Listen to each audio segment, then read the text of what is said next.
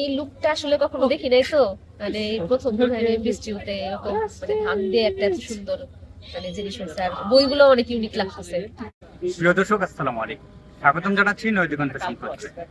মাওলানা ভাসানী বিজ্ঞান ও প্রযুক্তি বিশ্ববিদ্যালয়ে ক্লাব টেস্ট চলছে। আজকে আমরা একটি নান্দনিক ক্লাব পরিদর্শন করব। মাওলানা ভাসানী বিজ্ঞান ও প্রযুক্তি বিশ্ববিদ্যালয়ের রিডার জোন কর্তৃক নবান্ন থিমে তাদের স্টল সাজানো হয়েছে। আমরা একেবারে শুরুতে একেবারে পেছনে তাদের একটি নবান্ন লোগো দেখতে পাচ্ছি। তাদের স্টলের এক পাশে আমরা দেখতে পাচ্ছি কুলা, হাত পাখা তারা রেখেছেন, চিরায়ত বাঙালি সংস্কৃতি।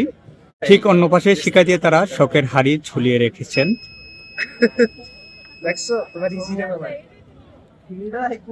এদিকে আমরা একটি স্ট্যান্ড ব্যানার দেখতে পাচ্ছি এবং এখানে অডিয়েন্সদের জন্য কমেন্ট জোন রেখেছেন তারা।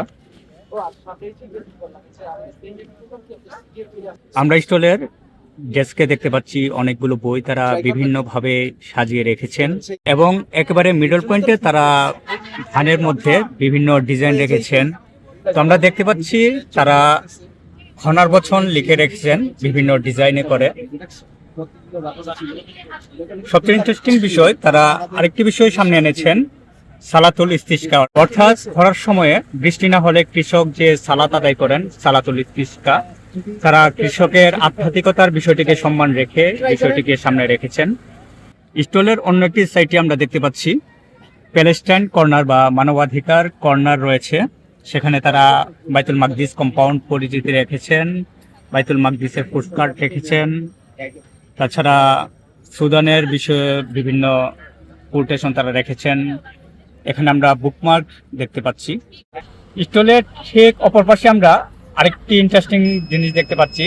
এখানে তারা বাতাসে রেখেছেন এবং কলা পাতার উপর বাতাসে রেখেছেন এবং আমরা দেখতে পাচ্ছি যে নকশি কাঁথার উপরে তারা বিষয়গুলোকে সাজানো বা ফুটিয়ে তোলার চেষ্টা করেছেন।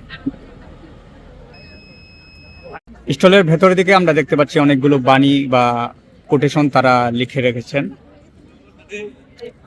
জাতীয় কবি কাজী নজরুল ইসলামের বিখ্যাত বিদ্রোহী কবিতার একটি পংক্তি। যে পুরো আউটলুক সবকিছু আর কি, মানে আমার কাছে খুবই ইউনিক লাগছে আর কি।